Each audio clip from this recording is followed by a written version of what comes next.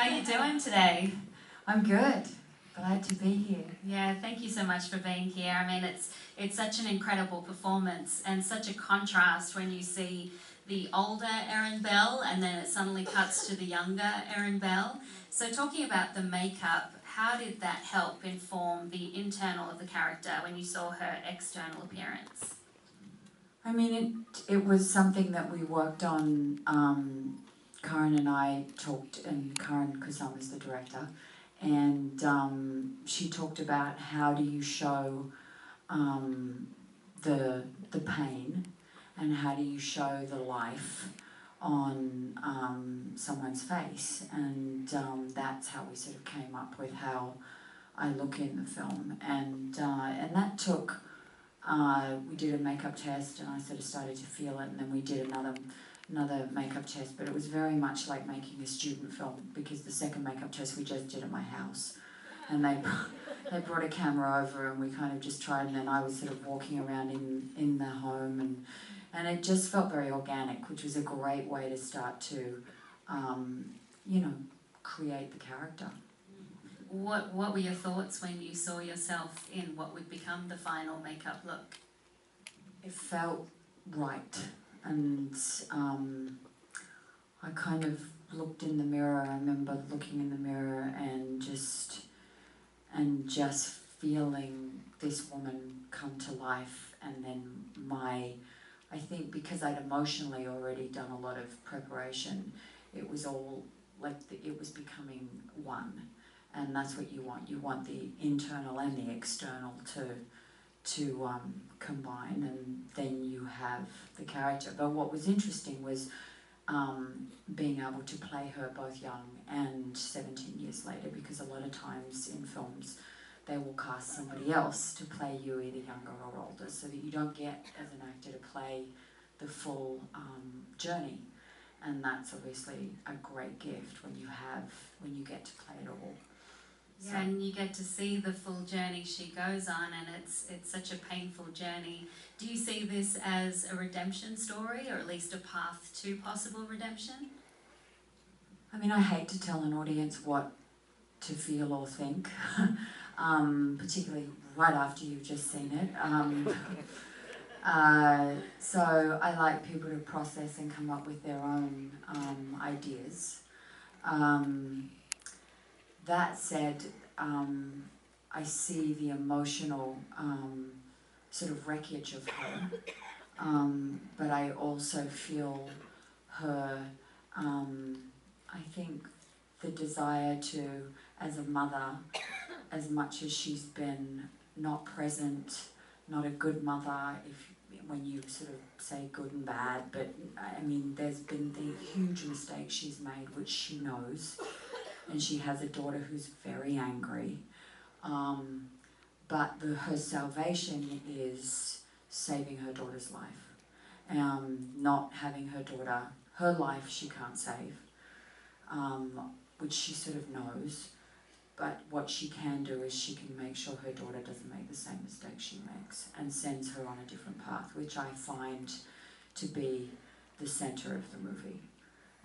And that's why the image at the end of her carrying her daughter when she's young on her back through the snow, to me, is one of the most powerful images of the film, and deeply moved me when I just read it on the page. So that's what I find about Karen Kusama's work, is despite it being classified as this genre or that genre, she always has such an emotional heart to every story.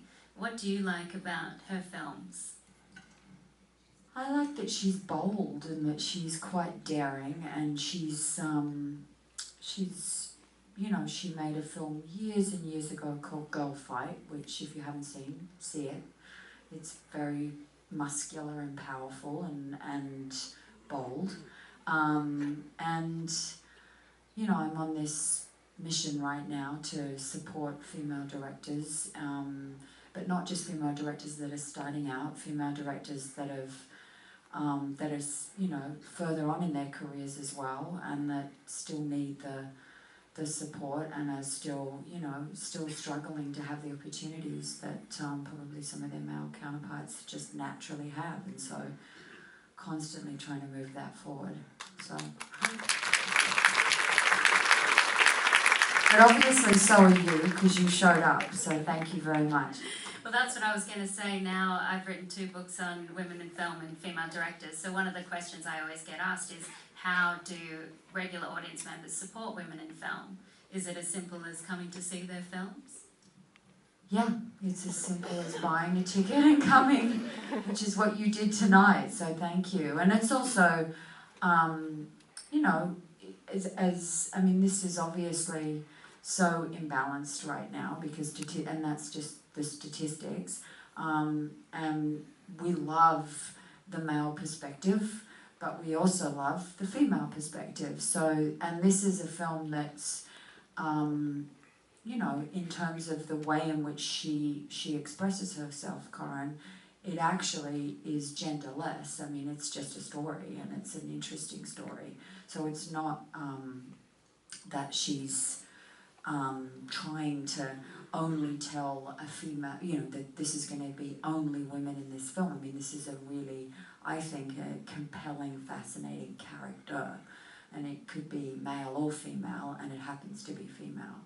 But the one thing that really, for me, is interesting is that because of the mother-daughter relationship and because of the choices she makes, a lot of those choices are made because obviously when she says let's take the money, she's pregnant when she says that. Well, that's a female response, right? That's because she knows she has that child in her stomach, and she knows that she hasn't told her partner yet.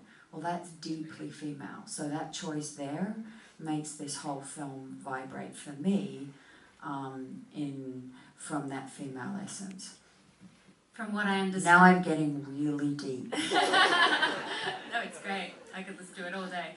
So from what I understand, you and Karen had a really great collaboration with each other when it came to creating the character of Erin Bell, or making her alive on screen. And I understand she sent you a lot of stuff, articles, videos, things that you might find useful or interesting. Can you tell us about those? Yeah, she sent me the most interesting thing. I mean, she talked to me about the way Erin would move. We spent a lot of time trying to find, say, the leather jacket, which I know seems like, well, it's just a leather jacket, but you've got to find the right leather jacket. And then you've got to live with that jacket. And so those things. But she also sent me drone footage of coyotes, which from the reservoir in Silver Lake, where they were sort of circling, and the footage was taken during the day. And she sent me, and that was really, really important to the constructing of the character in a strange way. Because I studied the footage, and she said, just watch this, and I feel that Erin is very much like one of these animals. I'm sitting here all looking at me like, what?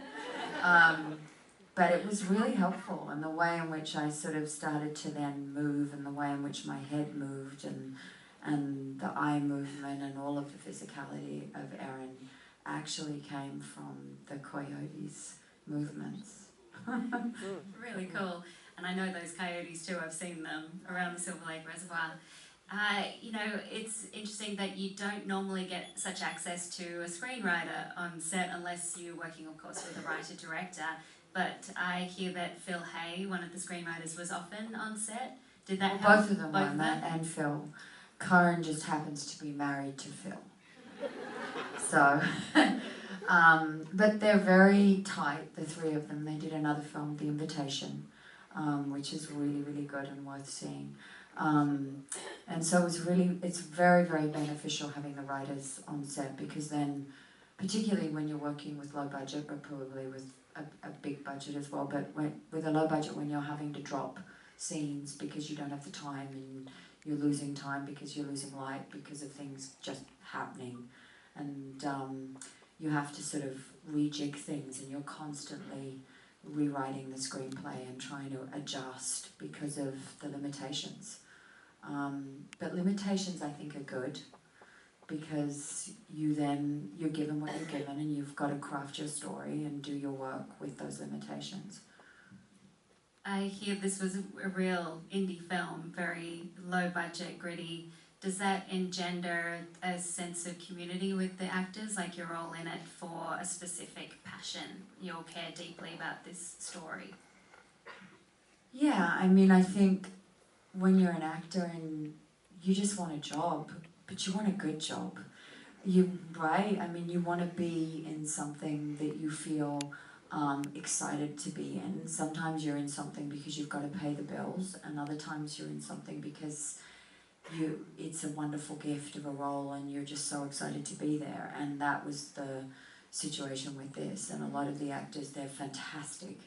And she's got great taste in actors, Karen. So she sort of handpicked Scoot and James, all of them, and they're all really, really good. And they came in, and we didn't have rehearsal because we didn't have the time or the money, so we just had to come in and be ready to go. And Sebastian, Tatiana, everyone just came in ready to go, ready to work and explore and give.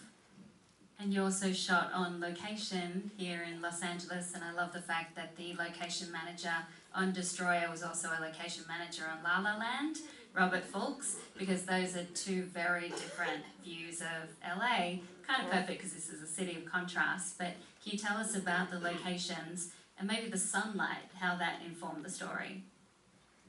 Well, we had a female DP, which is rare. Yeah. And she and Karen worked on how they wanted to shoot LA and make it look different.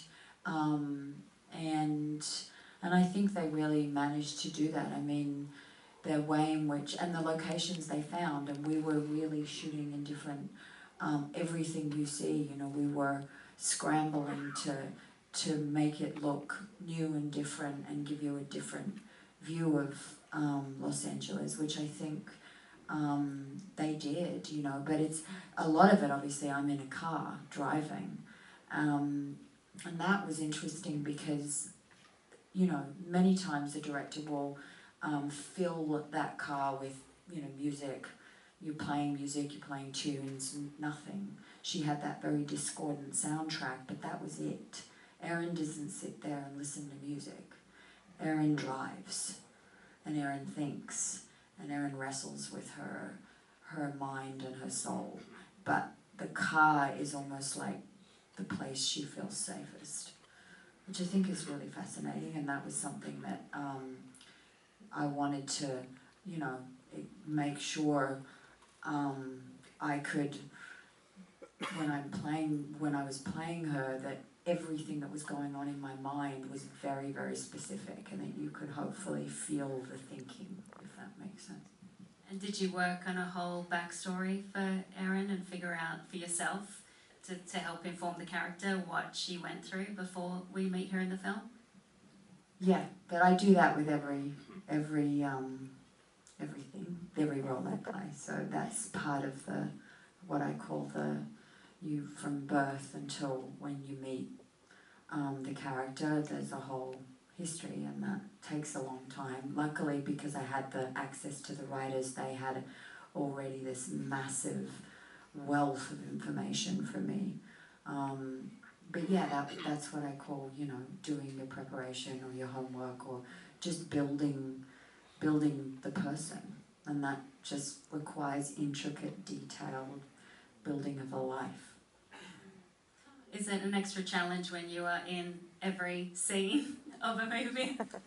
It's strange because when I started out, I was the lead in films a lot more, and subsequently, as my sort of career has played out, I've been drawn to supporting roles a lot of times because that's what I was offered, or that's what I was given, or that was what I had the chance to play, or that was sort of to me the most interesting role, but also because that's what I had the time for, because I have a family, and I'm always trying to juggle my artistic path with my with my family life, as we probably all are, you know, work versus family. So this was something that I felt compelled to do, but it's an enormous weight being the lead in a film and carrying that. So I haven't done that for a long time, and but it's also a great thing to be given. So I was lucky to be given it, you know, and it doesn't always happen. And I have another film that was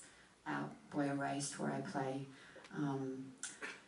a much smaller role, but still a very important role in that film. Obviously, two mothers, different types of mothers with different backgrounds, but still on a path to trying to heal the wrongs that they've committed. Well, you're wonderful in this movie. Please tell your friends about Destroyer. Get them to come and support this very important film. And stay in your seats because Nicole has to get to another event. But please put your hands together to thank Nicole Kidman. Thank you so much for coming out. Really appreciate it.